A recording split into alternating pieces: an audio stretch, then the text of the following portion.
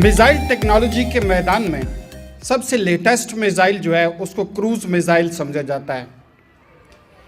Cruise missile की ये खूबी है कि लो एल्टीट्यूड पे वो परवाज़ करता है, कम बुलंदी पे वो परवाज़ कर सकता है। उसके अंदर एक खुदकार निज़ाम होता है, उसका अपना रडार होता है, कंप्यूटर होता है, उसके अंदर सॉफ्टवेयर होता है, वो अपनी डायरेक्शन तब्दील करता है खुद ही।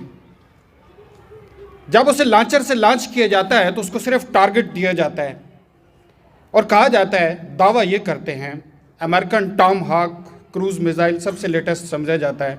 टॉम हॉक, इसकी एक्यूरेसी कहते इतनी है कि मैच स्टिक से जाके ये हिट कर सकता है, यानी माचिस की तीली को अगर हज़ारों किलोमीटर दूर रखा हुआ है तो उसको जाके हिट कर सकता है। ये उनका दावा है, मैं ये नहीं कहता कि सच है या गलत है। खिड़की के अंदर से गुजार सकते हैं, दरवाजे के अंदर से भी गुजारा जा सकता है क्रूज मिसाइल।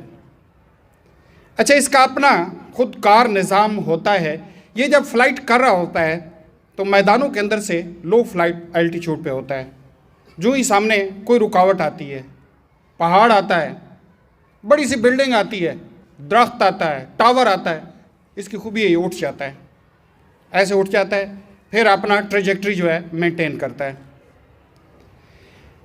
अच्छा, यही चीज़ जब इस पे तजर्बे हो रहे थे तो लोगों ने देखा कि यार ये सारा कुछ या तो डिराइव इंसान से किया गया है या इंसान के ऊपर भी ये सारी चीज़ें लागू होती हैं।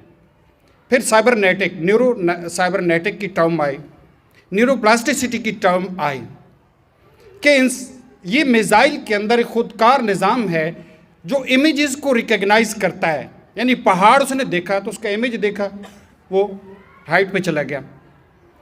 तो इंसान भी इमेजेस को रिकग्नाइज करके चलता है।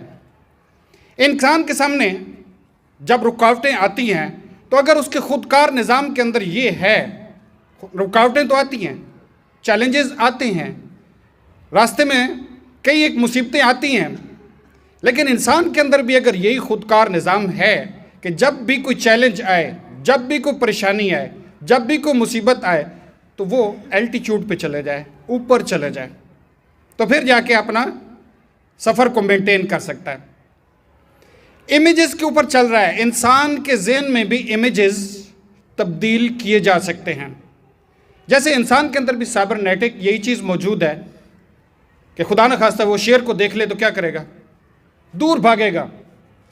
हिरन को देख ले तो क्या होगा, हिरन की तरफ लपकेगा, उसका शिकार करके उसका गोश्त खाने की कोशिश करेगा।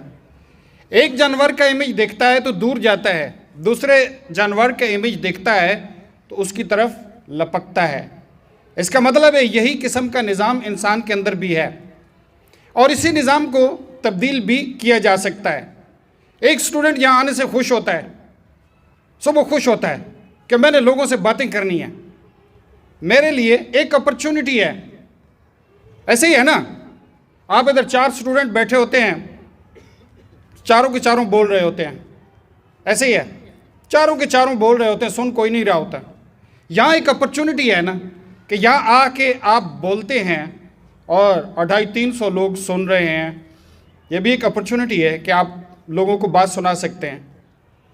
तो एक स्टूडेंट आता है, वो खुश होता है कि बड़े ज़बरदस्त मौका। एक जो है उसकी टांगें कांपनी शुरू हो जाती हैं। तो साइबरनेटिक में, न्यूरोप्लास्टिसिटी में कि अगर ये इमेजेस चेंज कर दें तो इंसान जो है जिन चीज़ों से वो डरता है उनसे हो सकता है डरना छोड़ दे और जिधर जाना है उधर जाना शुरू कर दे। एक इंसान जो है मस्जिद की तरफ देखता है तो भागता है, दूसरा जो है सिनेमा की तरफ देखता है तो जाता है। एक किताब को देखकर खुश होता है, किताब पढ़ने के लिए इल्म है, और दूसरा मोबाइल को देखकर खुश होता है। तो दीज आर इमेजेस इनसाइड।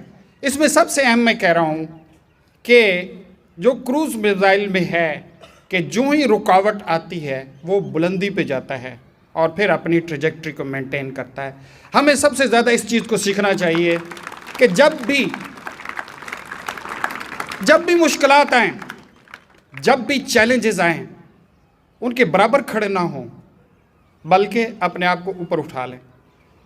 ये मसाइल जो होते हैं जब ऊपर जाते हैं तो छोटे लगते हैं। मसलन जहाँ आपके सामने जो शख्स खड़ा है जिनके साथ आपका क्लैश है, कोई और चीज़ है, जब बुलंदी पे चले जाते हैं तो ये क्लैशेस, बुलंदी पे जाते हैं तो ये घर भी छोटे से लगते हैं, ऐसे ही है ना, शहर भी छोटे से लगते हैं, तो मसाइल भी छोटे हो जाते हैं।